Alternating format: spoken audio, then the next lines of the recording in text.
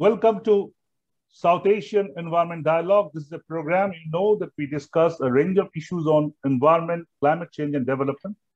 And today, we will be discussing an issue which is now discussed all over the world. Even in this COVID era, Bangladesh is the story of the world. And Bangladesh has reached 50 years of independence, a very momentous occasion, historic occasion. And we'll be discussing today the developmental paradigm that has been followed by Bangladesh in last 50 years and what they propose to do in the next decades or like that. If we go back to the history a bit, and we'll find that Bangladesh, when it was born in 1971, was born as one of the poorest countries in the world. If I am not wrong, then its GDP was 10th lowest from the below. And now in 2015, it reached the next status, the lower income group, lower middle income group. And 2026, it is supposed to be the developing country. And Bangladesh government is planning, as per their plan, they're saying that Bangladesh will reach the developed country status by 2041. So that's something much beyond, but at least 2026 is the story. And Bangladesh development has been now discussed all over the world. But now you know that with the discussion of development, also the discussion of the perils of development immediately comes. How you are developing, what is the cost of development? That's a very important issue, especially in this era of environment and climate concern. So we are going to discuss today the Bangladesh development. We'll be trying to dissect the development of Bangladesh and see how it is developing. And I have a fabulous panel to talk with me. Let me see that this particular program is brought on by the Climate TV channel Canada, along with the Plurals India and No TV Bangla, major YouTube channel in Bangladesh. And the panel that I have with me, I'm privileged to have Ambassador Pinagranjan Chakraborty, a former High Commissioner of India in Bangladesh. Ambassador Chakraborty, welcome to the show. It's really a privilege to have you on the show. I have with me Sayeda Rijwana Hassan, a very well-known attorney, environmentalist, a Magsaysay Award winner, Raman Magsaysay Award winner in 2012, a major name in the environmental movement in Bangladesh. Welcome to the show. It's an absolute privilege to have you. I have with me Professor Imtiaz Ahmed, a professor of international relations in Dhaka University. And let me just say this, that a very important voice in the region. And I have also with me another very important voice in the sector of environment and climate change, Professor Salimul Haque. Professor Haque is one of the key scientists pushing the agenda on behalf of Bangladesh and the least developed countries. Also a privilege to have you as well. So that's the panel for you. I think a great panel. And let me start with an outsider voice in a way. So he may not agree with me that being an outsider, but Professor Chakraborty, Ambassador Chakraborty is somebody from India, was in Bangladesh for quite a long time and knows how it went. How you see this? Let's start with the open-ended question. How you see this developmental paradigm in Bangladesh, Ambassador Chakraborty? Well, I am no development economist, nor am I expert on environmental issues. That may be an advantage, actually.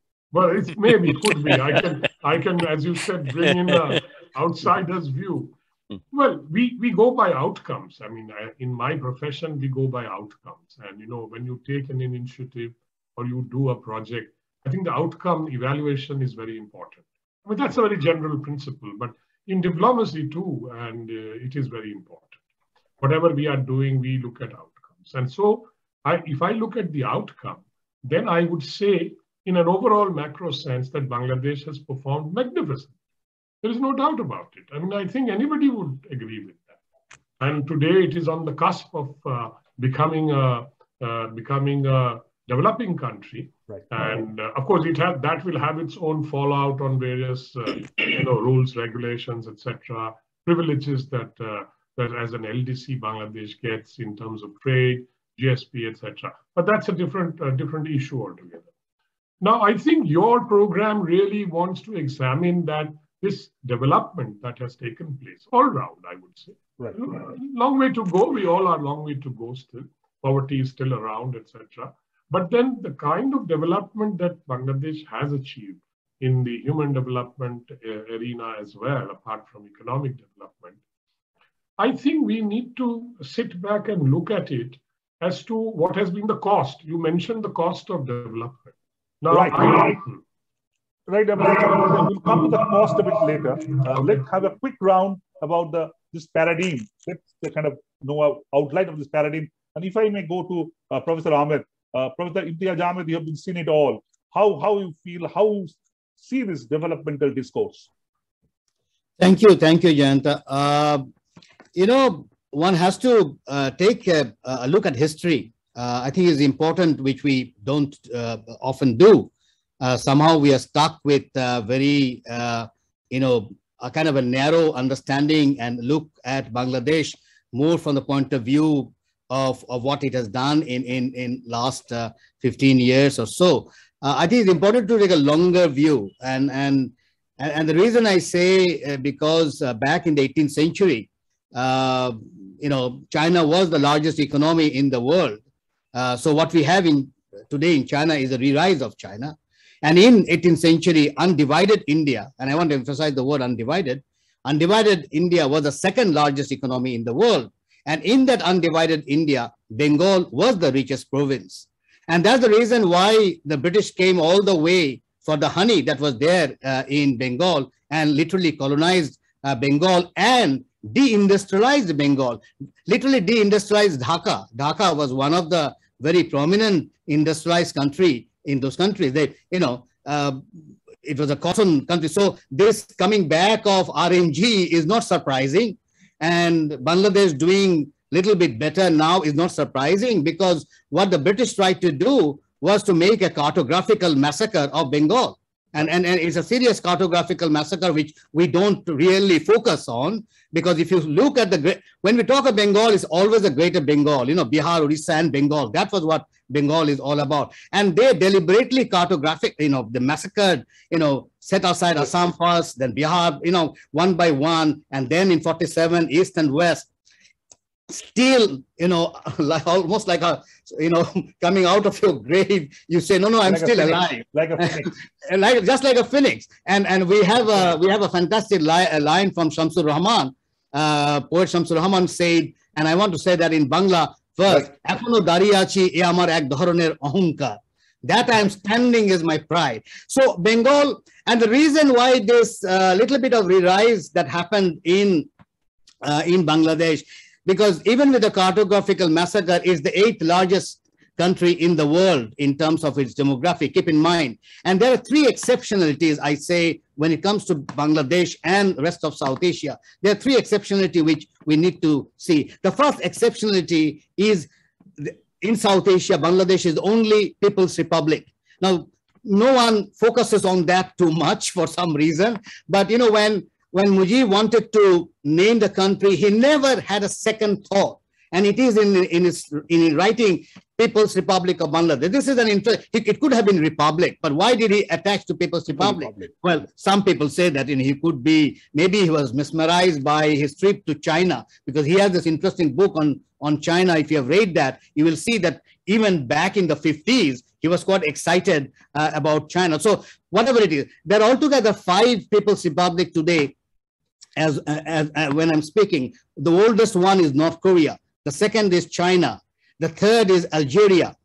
4th is Bangladesh, and 5th is Laos. These are the 5 People's Republic. So one of the thing is there, one of the thing I think Bangabandhu understood very pretty well is that 71 liberation would not happen without the kind of a combination that the people, must be energized. And this is very important. I think that 71 is a big benchmark. Yeah. Well, 71 is a big and from benchmark. there, from the first exceptionality comes the second exceptionality.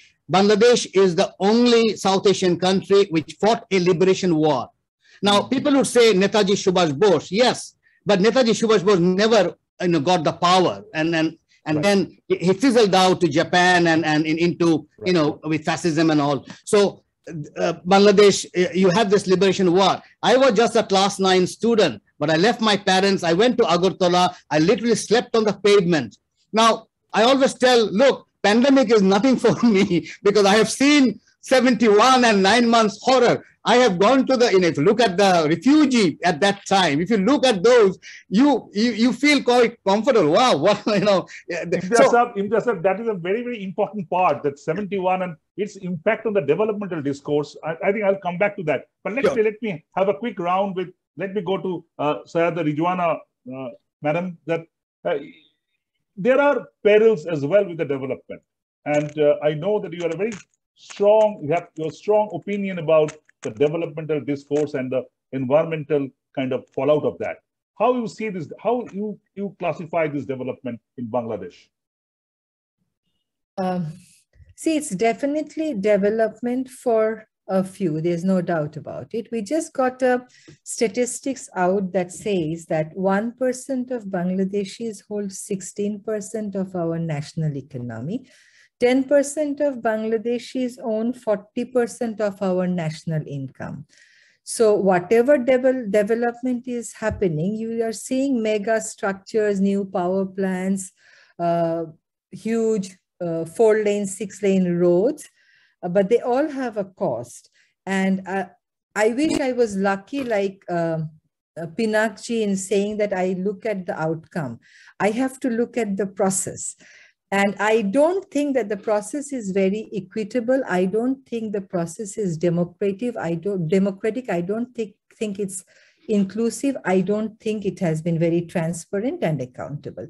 Yes, per capita income has really risen for some people, but during the COVID, as the statistics say, that the number of new poor have added up and it has become 3.24 crores, which is like, it was 14.75%. Now it's 19.5. Doubled, almost doubled. But yeah, but you will definitely note that the number of people who have become crorepati, that number has also risen at the same time. So it is not at all very equitable. And I would say that if you see the other statistics about environment, we inhale the worst air in the world. I mean, we compete with Delhi nowadays. And a research by a public agency that deals with the soil condition, they have said that 90% of our land is contaminated, heavily contaminated with heavy metal or chemicals. It's not a very,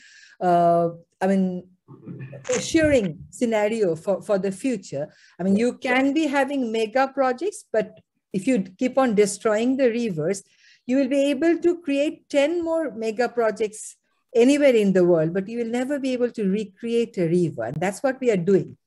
Right. I think very, very, very important point. Salimul Saab, in this line, the development has its cost, and everywhere. If you look at India, if you look at anywhere, Pinakda is here, can vouch for it. That even in India, the same questions are being raised, that how the development is reaching the lowest rung of the population.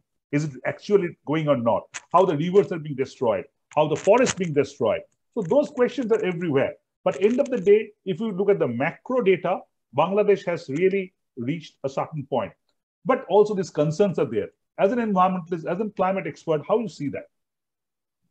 Thank you very much, and thanks for the earlier speakers for sharing their thoughts. So as Professor Imtiaz has given us a more a rounded historical perspective, let me give a more rounded global perspective as well. Right. Because globally, you know, the development over the last 2 centuries since the Industrial Revolution has, similar to what Rizwana just said, benefited some and disbenefited many others. It's a global phenomenon. It's not just within a country like Bangladesh or India phenomenon. And one of the major global consequences, initially we didn't know about, but now we know about, is that we have generated greenhouse gases through burning fossil fuels that are harming people now and will continue to harm us into the future. This is a global phenomenon. Now, that's new, something we didn't know a long time ago. We've known it for the last 10, 20, 30 years. We are trying to do something about it, not successfully. Now, in that new context of a global problem of climate change, which is related to environmental problems of the local areas, we have the country of Bangladesh as one of the most vulnerable countries to that global climate change impact. And that gives us a brand new recognition, if you like, as one of the most vulnerable countries, which I think is an opportunity for us to now also demonstrate that we can. This is not guaranteed, but I believe we can become one of the most resilient countries going into the future. So to me, the last 50 years is a way forward to deal with a new 50 years, which will be very different from the 50 years that all of us have.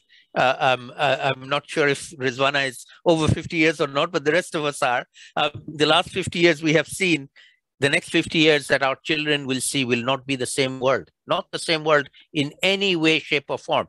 And the question now is, are we prepared for a new world or not?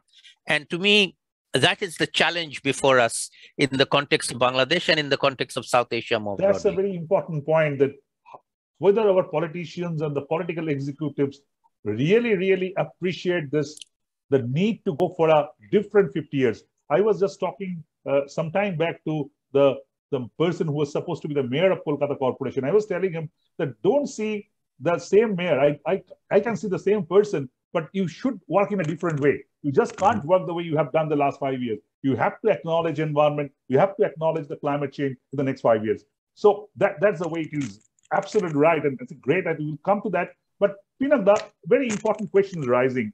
Rizwana ji has talked about the perils of environment and perils of development, and Salimun Saab also pointed out that. Now, India has the same problem. I think this is a global issue. Everybody went through that. So, do you think that in 1971, Bangladesh got independence?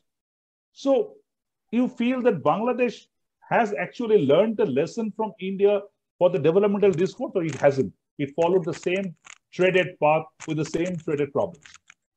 Well, I think before the climate change issues came up globally, I think more or less we all traveled the same path in terms of development. It's only when we started realizing, when the science, etc., backed up all this, then only it started dawning on the policymakers that what we are doing may not be the right way. So today we are far more conscious of all those things. But I must add here that I am a great believer in technology. And imagine when I joined the Indian Foreign Service, I was using carbon paper and manual typewriter. Look where we are today. And I think Imtiaz will bear me out, and others who are my age, my vintage, will bear this out. So today I did masters in physics and astrophysics as my subject in Delhi University. So I've always been a great supporter of technology. Today we have the technology to actually tackle all these problems. And yet, of course, it has a cost. Technology, the latest technology will cost you money. So you have to set aside money for these kind of things. Otherwise, we will go trundle along the same route and keep committing the same mistakes as we did in the past. So I think technology has to be harnessed. And I think far more, investment has to go into technologies, including R&D, to create domestic technologies, which will be cheaper than borrowing and getting Western technology from abroad. And we can have local solutions. It is not necessary that the template used in the USA or Germany will be applied and in Bangladesh and India, and it will work. We have local talent to bring up technology to make renewables, for example. I mean, renewables is a major thing. Today, we are moving towards renewables. Yet that also has its problem building dams and stuff like that. So I think we need to rely far more on technology and the spread of that technology to deal with this problem. Just a very quick supplementary question. As High Commissioner of India in Bangladesh for a pretty long time, you interacted the political leadership in Bangladesh very closely. Have you seen that this, because I'm asking this, because compared to India, Bangladesh always has this agenda of natural calamity. Even before we talked about climate change and all this, Bangladesh had this series of very extreme weather events and the impact of those. So what do you think that in Bangladesh developmental discourse, you felt that they always had this agenda of environment, or they actually tried to have the development first and then think about that, the way India did it? Jawaharlal Nehru said we should build up this. Yes, there is no consideration of environment at that point of time. Did Bangladesh follow the same route according to your interaction and your inputs? As I said earlier, the environmental consciousness is a late phenomenon. It did not exist at that time in 71 and when Bangladesh started its journey of development, etc. So I think it is a late phenomenon, and that cuts across all countries. Everywhere. I don't think that is peculiar to India or Bangladesh. So I think the consciousness has come now. That is what I was trying to point out, that this consciousness will have to be built. At that time, when I was there, it was there, but it wasn't pervasive. It wasn't pervasive in the sense that today everybody. And I think it should also be taught in schools. You know, the climate change and other issues, because the younger generations must know that this is what's going to happen to them if the current generation does not cater for their future. Pinaki, you were there till 2009 in Bangladesh as High Commissioner? Yeah, 2010. Well, end of 2009. So that was a very, I'm asking this because that is a very interesting borderline, Salimul Saab, because Copenhagen happened in 2009 end. So I think the world leadership also kind of set up and acknowledged the agenda of climate change around 2010 onwards. So that's a bit of a turning point. Great, I'll come to that. But Imtiaz Saab, you were talking about 1971 when I stopped you, said that I will come back to that. Bangladesh has a series of issues, 1971, and there are so many of them. So how this developmental discourse being influenced by that? How it actually worked around? You see, a couple of the things, there are a couple of things we need to keep in mind. Rizwana talks about the gap, and Pinada rightly pointed out, it's not exceptional in the case. If you look at the United States statistics, where 1% of the people actually, 1% of the rich people. It's a very unequal world. I mean, they everywhere. They own 35% of the assets, not only 16, 35. It's huge. So it's not, Bangladesh is not exception for that matter. But that should not be the reason for not to fight. I'm not trying to say, you know, of course, one has to struggle, you know, just because the United States is 35 and Bangladesh is 16. I'm not trying to say, let it come to 35. No. I understand the logic that Rizwana is flagging. But look at development and some of the criticism that we get. When it comes to per capita carbon emission, we are very low, believe it or not. Per capita carbon emission is so low, you can't be, you know, you can't be serious. If you look at Singapore, I remember speaking on climate change once in Singapore, and the minister was flagging other countries and saying, oh, India is bad and China is bad. They're all, and then I always, you know, I figures are on, you know, my way is what I do. So I said, which has the highest carbon per capita carbon emission in Asia, and she had no knowledge. I know it was Brunei. Brunei is number one, and number two is Singapore. And she literally sat down. She couldn't believe it, and maybe she got angry a little bit, but I had to tell her that, you know, you please check your figures. Now, more importantly, look at the goods that they want us to make. You see, RMG came not because we wanted it, or, you know, it was a pure capitalism kind of a transfer, because the labor cost is, you know, low here. Okay. Now they want us to make the leather bags, all the good leather bags, all the Italian shoes that you're wearing is made in Bangladesh. Okay. And they say, oh, Dhaka is polluted. Why can't they change the leather? Come on, you make the leather bag. You make the shoes, you make the RMG sector, then I will see where your pollution is. So they have exported all their polluted goods to Bangladesh and to China and to India, and now say, oh, we need to do something on environment.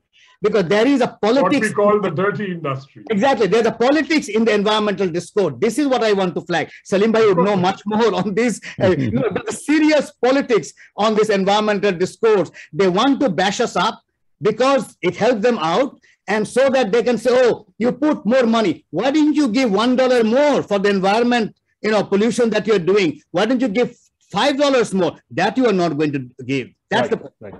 Rizwana is very, very interesting. What Imtiaz Sahib is pointing out, yes, definitely development has its perils, but it is being kind of a coming from outside. And Bangladesh actually has to depend on these countries and the input income, the money coming from these countries to develop itself. So you have to you can't if you have the egg, if you have the cake, you can have the cholesterol as well. So it's your choice whether you'll be having the cake or not. So how you see it? See, just because other countries have taken a very inequitable model of development, that does not mean there is no better model that exists in this world. No, all youngsters of Bangladesh want to go to US. They don't want to go and visit Maldives. Nobody wants to go and see how Rwanda has dealt with its plastic problem. Nobody wants to really follow the model of countries who have given declaration that they're going to go for 100% renewables by, say, 2030, 2035.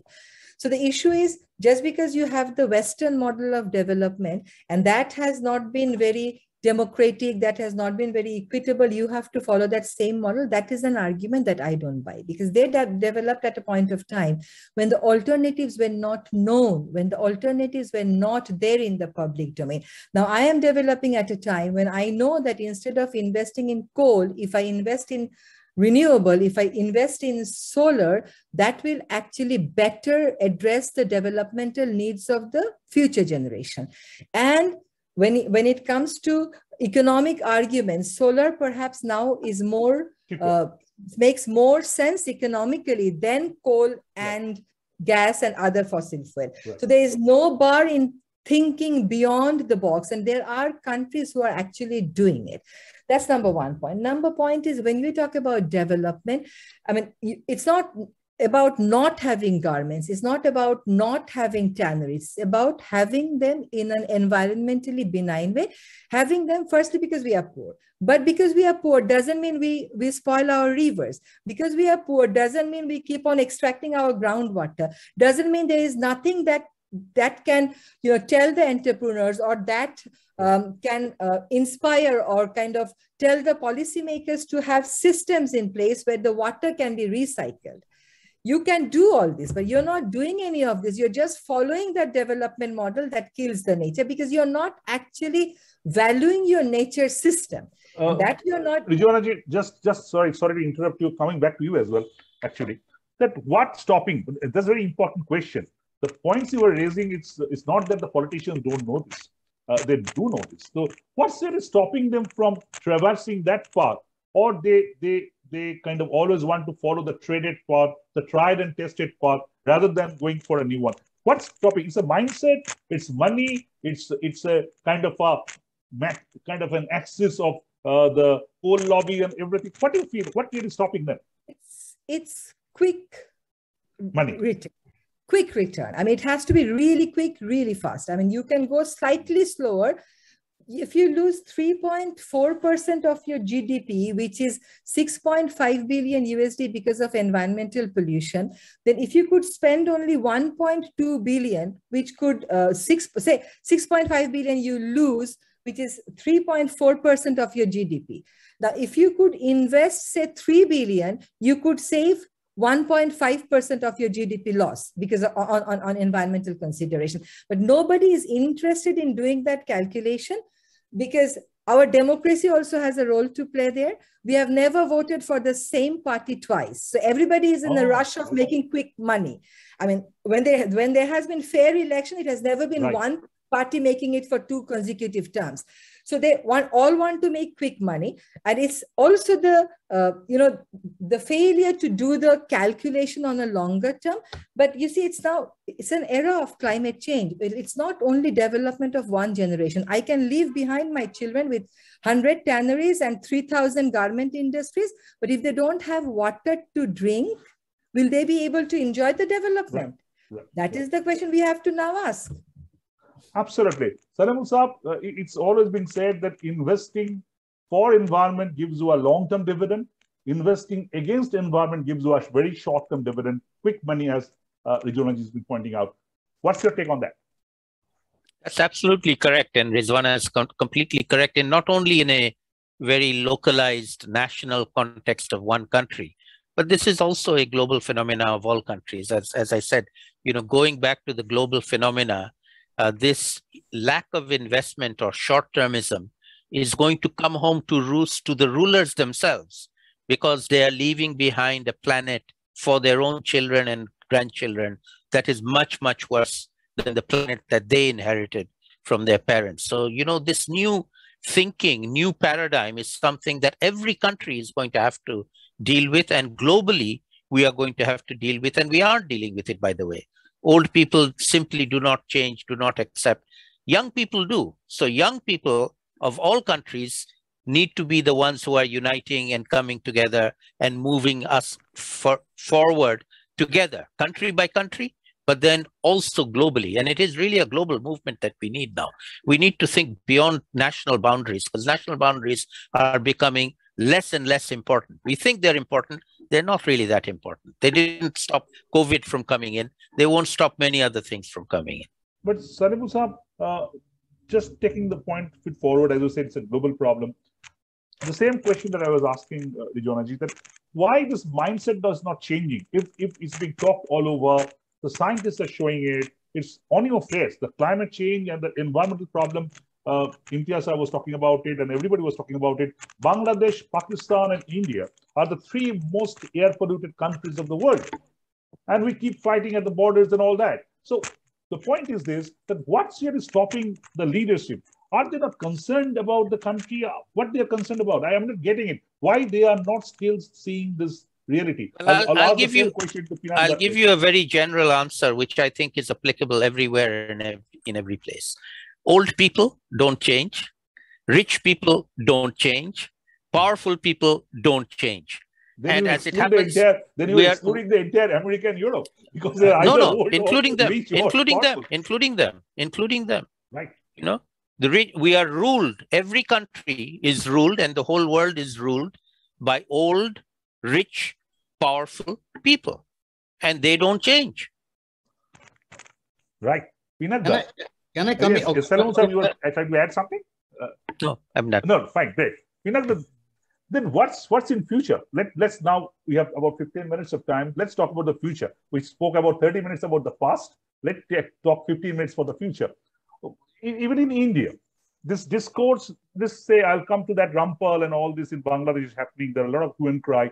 But in India, in West Bengal, we are talking about coal mine, open cast mining, which is talked about the second biggest in the world right now in Deucha Pachami, close to Tagore abode in Shantiniketan. So it's happening. The government of India has opened up 41 blocks, coal blocks. In one side, they're going very strong on renewable. Other side, they're opening coal blocks. How you explain this dichotomy of policy? Well, one thing is the usage of power in terms of electricity has gone up manifold. Right. Look at the demographic. Even today, there are villages in India which don't have electricity, and the government is planning to give electricity, or at least make these connections to each village. So where will that electricity come from? Today, we don't have the capacity, either in renewables or in any other method, to do that. And so I think this is a dilemma. This is a policy dilemma. And coal still forms the major basis for power production. 60%, I think, almost in India. And so is in China. China is probably, but we do have a parallel track of investing in hydropower. We do have a parallel track of investing in renewables, etc. Now, this can't be achieved in one generation, I think. Right. So for India, so that meant that we had to project a year. I think we projected 2070 or something like that. So that's net zero. That's net zero. That's net zero. So at least net zero means that balance. It's not that as if we will do away with certain things. So I think what India is spending so much money on solar energy, and in fact, because of the vast amounts of solar panels, etc., that have been put up, the cost of per unit of solar electricity has virtually come down below that of the thermal plants. So I think these are some of the things that government has incentivized to do this, and this is going to happen, and it is happening all the time. And so this is something that we have to keep in mind. And no policy maker in India, I would say today, ignores environment. I think that consciousness has seeped in. And when the Prime Minister of India or any Prime Minister of Bangladesh talk about environment, everybody has to absorb that message. So I think that message has been absorbed. So we have a big problem, but we are trying to at least deal with it. So you are saying that you have to give some time for this transition to occur. This transition cannot happen overnight. You cannot do it overnight. I think very, very important. Imtiaz Saab, almost the same point that you are making, that the transition has to be there, but it will not happen overnight. But at the same time, the question is rising, the way the world is happening right now, the climate change is happening. The latest IPCC report saying that if it goes business as usual, by 2040, we will be having more than 1.5 degree rise, and that can be disastrous. So is this transition happening as quickly as it should have been? How you see Bangladesh future maybe in next 20 years? In many ways, we can differentiate Bangladesh and India and Pakistan. Right. For example, from China or Singapore. I remember when I was a student, graduate student, I went to China. I went to Singapore, and the Singapore river that you see, which is now very beautiful, with Riviera, with both the hotels on beautiful manner. That was known as the drain of Singapore. That was the term they used to call it, drain of Singapore. I saw that drain literally getting cleaned and literally getting absolutely environment friendly. And they made it in their own lifetime, mainly by, Singapore had its growth and invested there.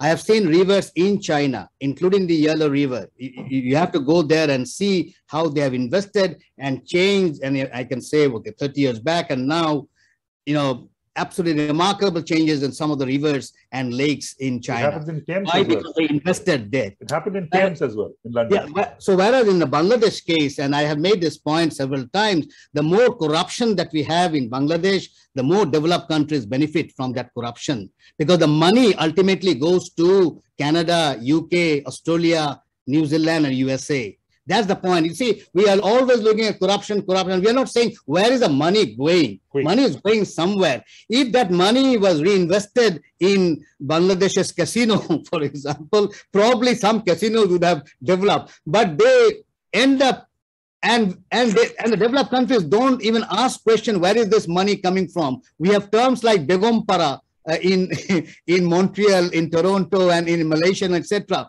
And we don't even realize, those who shout here about Bangladesh being corrupt, never ask this question, where is the money going to? All the money end up in developed countries. And I have made a point, the developed countries, some of them actually want corruption to continue in Bangladesh, because that is how they would want the money, and they would get the brightest students, because everybody would be what you call disturbed about Bangladesh and would get tired of Bangladesh corruption and say, oh, this is a very corrupt country, and end up in the country which has the corrupt money of Bangladesh and of India and Pakistan. So my point here is, we need to look into the complicity that has come up and not just look at Bangladesh's. I understand there are X number of challenges. I can have a separate discussion on the challenges. But the point here on the environment, I think is important to shift the gaze a little bit, if not, and Salim Bhai would know a lot more than you need to shift the gaze on the developed countries. It is their things we produce, and then all the problems that we have, our meritorious go. So we have a asset drain. Sorry to interrupt you. What about the gaze towards the mirror?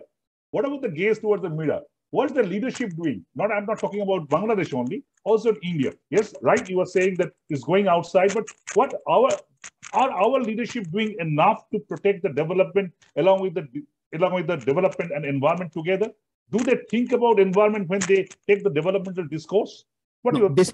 This is where we have uncritically reproduced electoral democracy in South Asia.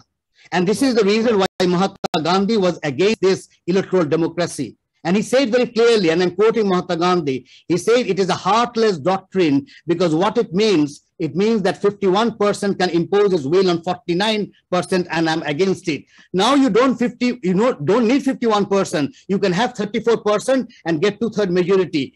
And this is, I think, somebody was saying democracy. You see, the point is, when you go for when you're a politician, and I've talked to politicians X number of times, They understand one-to-one. They are the best democratic person on earth, believe it or not. One is to one. But the moment they are into 10-to-1, they change overnight. Absolutely. That's the point. So we need to be creative. How do we reproduce our governance? But somehow, uncritically, we have taken a model which I'm afraid is not at all working. Rijwanaji, is not working. Imtiaz, I'm saying, let me ask you a very straight question. This present government, Sheikh Hasina ji, is now also the chairperson of the vulnerable countries. So she has a bigger responsibility apart from looking at the climatic concerns of Bangladesh. Do you think that is the present government doing enough on environmental aspects along with the developmental discourse? The straight answer is no. Right. But I want to really pick up from what Imtiaz Bhai said. I believe in electoral democracy, but I believe your constitution has to be drafted in a way that all powers are not seized by one person.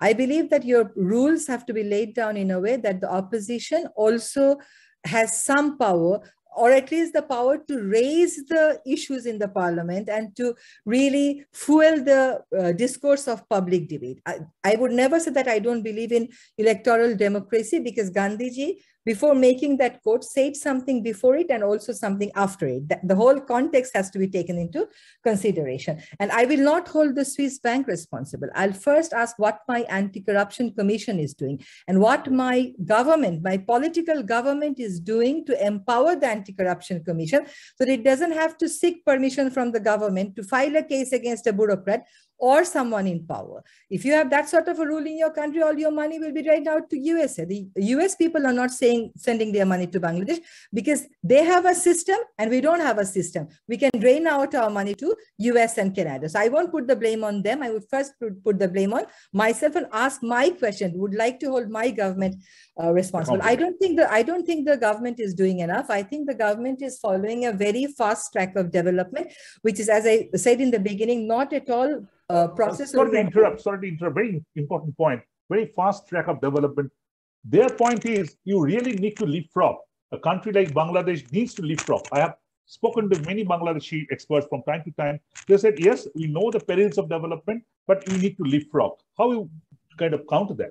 No, you leapfrog, but you follow a process. You are coming from a country where in 2013, there was a referendum where a company like Vedanta could be held accountable. People could say yes or no. We do have our own Vedantas in Bangladesh. We can't think of saying anything against them. We have this Digital Security Act hanging over our neck. And the government is using this Digital Security Act even to frighten the environmental human rights activists. So we don't compare, but the thing is you have to believe in a process. If EIA becomes a mere greenwashing tactics, then you will be leapfrogging by defeating all the process. If your process is not correct, your outcome will not be correct. Absolutely. Salimul Saab, this development to leapfrog, then environmental concern to be met, can we have the both? I am a great believer that we can leapfrog to a better world, not leapfrog to a bad world and going back to business as usual. I think the COVID-19 crisis is a very good turning point because the world has been turned upside down. And we have now realized that the world was not a good world, the one before we had COVID. And the world we are going back into is not a good world either. We need to change. Everybody knows that. This is absolutely visible. Nobody is even denying it. Even those who are trying to go back to the bad old ways are not denying that we need to do something different. They're just saying we are doing it, but they're not doing it. Okay, so lip service is very easy. And I'm afraid our leaders are very good at paying lip service, but not good at all in implementing what they have said they'll do. And so that's what we have to hold them to account through. They say the right things, but they do the wrong things. So how can we challenge that? They are wonderful in 1:1. Exactly. When it becomes 1:10, that becomes a different story. But very quickly, you said at the beginning, the next 50 years should be developed, should be different. How you see that?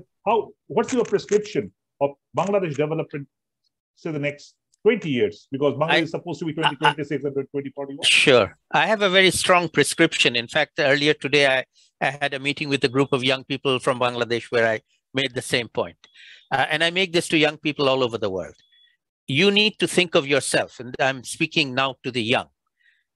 as a global citizen first and a citizen of Dhaka, Bangladesh, Delhi, India second. That is not your nationality, is not your overriding citizenship anymore. Your overriding citizenship is a citizen of planet Earth, and planet Earth is in trouble. The whole of the planet is in trouble. 7.5 billion people on the planet are in trouble.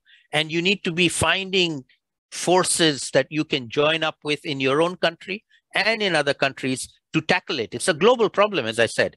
You know, old leaders are common everywhere, and we have to challenge them. And young people are the people who can challenge them. So I put my faith in the younger generation in Bangladesh, in India, and in the rest of the world. I think that's a very, very interesting prescription. Pinak, the last round of question. India. Now, the Bangladesh developmental parameters. Now, there's a very kind of a joke going around. The time is not far off when people from India will go to Bangladesh for jobs. It was always the other way around. So that's in a compliment to Bangladesh, that Bangladesh is developing on certain parameters so fast that India is even pushed back. And do you think that is it kind of a provocation for the Indian leadership to take some course or dilution of environment and other values to be at par? Or what do you think, that how India reacts to this developmental discourse in Bangladesh? Very interesting, I think. Well, I don't think the government of India is going to dilute its position on environment. They've already diluted. It's not. It's out of the question. Just to compete with some other country, right? I'm not saying with Bangladesh or any other country for that matter, that we should dilute it so that our industrial growth can be better and we will start polluting the rivers again, etc. I was recently in Varanasi for a festival, and I went around the Ganga. I took a boat and went up and down. I must tell you that the Ganga is far cleaner today than it was before. Now, whatever the Ganga Action Plan, etc., there's a lot of corruption, whatever it is. But I think the huge tanneries for example, in Kanpur, and there is a documentary on this, you can see it, that they have been stopped. I mean, they can't pollute anymore because we also enacted very harsh laws. And that is, I don't know what laws Bangladesh has enacted, for example, on tanneries and the effluents that flow out of these tanneries into the rivers. Now, these are the kind of things we need to do. And I think today the Ganga, for example, was an eye-opener for me, that it is really much cleaner. So there is something happening that is actually helping in this process. So I am not going to give up on this. And I think technology is playing a huge part. I have mentioned it before. And I think we must utilize the technologies. But let me go back to the points my other colleagues have made here about the attitude of the developed countries. Right. I am very, very disappointed because, they want to just preserve their hegemony and economic, the hegemony that they have. They export the dirty industries out. They export all kinds of, environmental unfriendly stuff to the developing countries. We have all heard about these stories. And when it comes to help, when we say, okay, help us with funding, then nobody is willing to give funding. So it is basically, I see it as a political economic debate where the developed world would like to preserve its economic hegemony. And climate change issues do challenge that hegemony to some extent. So I think this is the factor that we have to keep in mind also. Extremely interesting. And let me ask the same question to all the three Bangladeshi panelists out there, starting with Imtiaz Saab. Is that Pinak was talking about the Indian rules and regulations. Yes, India really has quite a strong environmental kind of rules and regulations in place, though there are questions about its implementation. Many say that India has the best of the rules and not the worst in application. That's a different story. That's true of all domains. They have all over. But India does have a kind of a system in place. So, Imtiaz Saab, do you feel that Bangladesh needs to replicate that kind of, once it's now reached a certain level, and now it is aspiring to it will be a developing country by 2026, aspiring to be a developed country by 2041. Now it needs to tighten up. Rijwanaji and Salimun Saab is repeatedly talking about the strong perils of development so far. So do you think now this is the transition time? Bangladesh leadership should look at the environment much more seriously and will consider that, should consider that and have stronger rules in place? Well, this would come, I wouldn't say it would come naturally, but as Bangladesh is making a little bit of development relatively, better, it will attract meritorious people to stay back. You see, one of our serious problem, and I speak as a academician of university where I see this happening regularly, we can't keep the meritorious at home, mainly because not all have the patience. And then you have the American dream. So, and I've argued, for now a couple of years, that what we need is a Bangladesh dream. And here I would like to, little take from Salimul Bhai and put my, point here is you need a Bangladesh dream in so that you can at least attract the young minds. You need the young minds so that they can go, they can go and study. I myself, I studied abroad all through, but I came back. Salim Bhai did the same thing. I believe there's one or two. The point here is you need to come back, but that is not happening. What is happening is they go there, they stay, and the fund goes from here. As I said, it's not only a brain drain, it's also an asset drain. So what you need is a Bangladesh dream in infrastructure, in agriculture, in education, in health, and in all other things where you end up engaging in the Bangladesh diaspora. I'm not against the people even staying abroad, but if you stay abroad, you must contribute to your country. And India would not be dissimilar. Look at some of the bright Indians who are, CEOs of, all the big companies, and so there's a lot of arguments that how come India, why aren't they in India? Why are they in United States? So that I think we have to realize very quickly, because what is happening, and only 48 hours back, a report came where you have an $8 billion, goes off on misinvoicing. And something like $12 billion annually money is siphoned on to developed countries. This is an interesting part. Now, $12 billion, you could have made lots of roads with that much money. Now, here I think we need the Bangladesh dream. And how do you construct that? How do you organize that? There are, foundation is very strong. I go back to 71 all the time, an enormous patient. And I remember when the pandemic came, I said, no, don't worry. We will survive. We will do well. And even BGMC was really getting worried. He said, "Are you sure?" I said, "Yes." So I'll give you. It's good to have idealism, but we're in the real world. I remember in one negotiation with this is government workers negotiating with Germany, and I happened to be there for some reason anyway. They were asking only for 50 cents rise from the Germany, and they refused to give it. 50 cents. It's not easy. I understand you need idealism, and you can say why Bangladesh is not doing anything. What we have, nobody thought that we'll come up to this. We were known as the international basket case. Let's put it that very simply. So I think we need creativity. We need Bangladesh dream so that we have the meritorious come back and work for the next 50 years. Very quickly, Bangladesh dream, Ridwana ji, and also the point, should this dream, where is environment in the dream? And where should be environment in the dream? That's a very important question. How do you see that happen? It's only there in the election manifesto at the moment. It's there. You have it in the election manifesto. We don't have. Yes. In our manifesto, we don't have any environment. Our manifestos are really very rosy. I mean, they can promise everything in this world for you, but when they come to power, things change very radically. See, we do have strong rules and regulations. We often refer to Indian rules and regulations because we inherit the same colonial legal system, and our Forest Act is still the same, 1927 Forest Act, and we are trying to manage our forest for the new generation using the colonial 1927 law. That is just not practical. India has got this Forest Conservation Act afterwards. Bangladesh hasn't gone for any new enactment. So there are gaps, there are differences, but basically we have the same regulatory regime.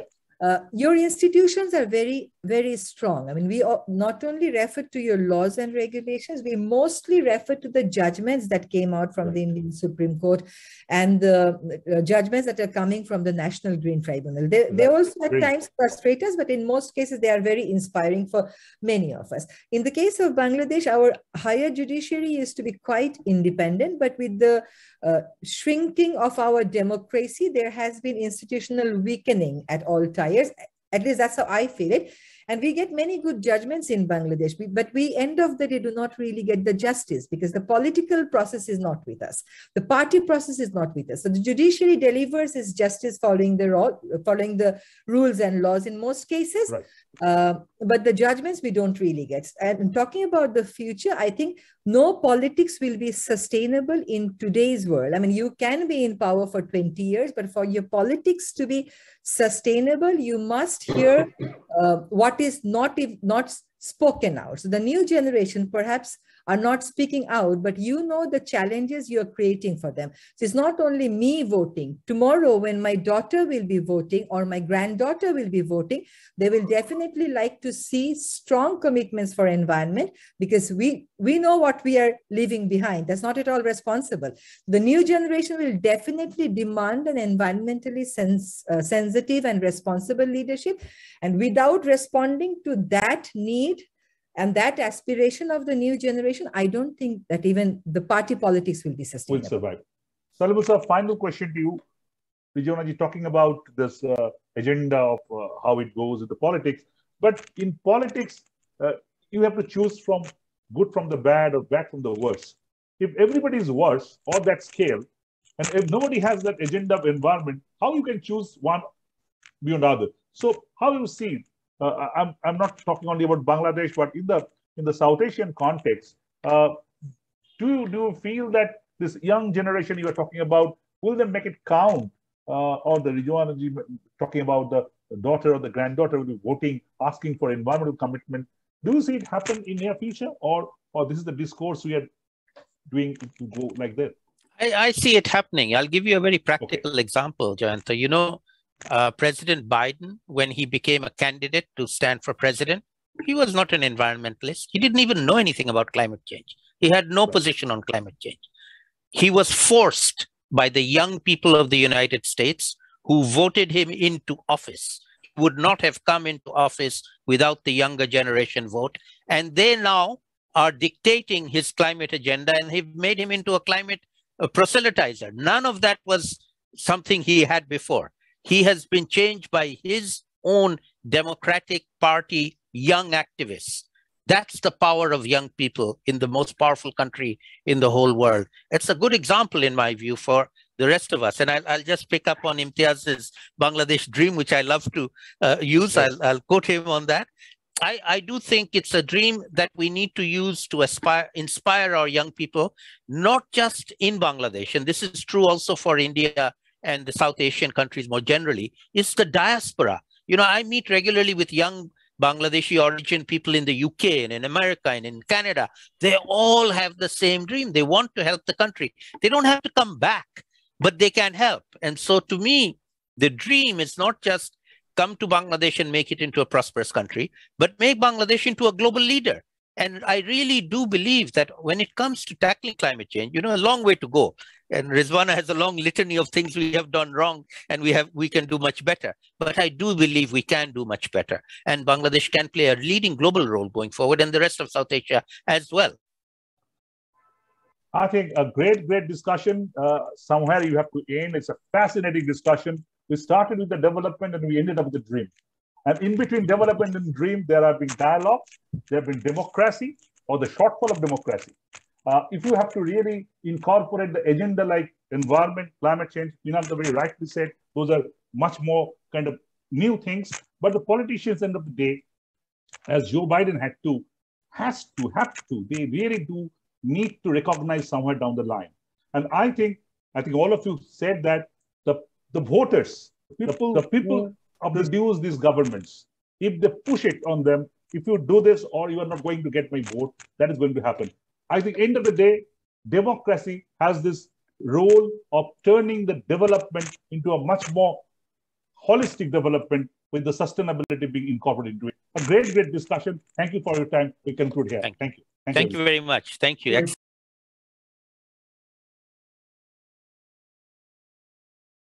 Started first time.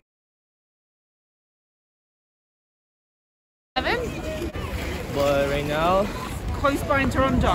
places to go in the city. But I play hockey. Having a good time with each other.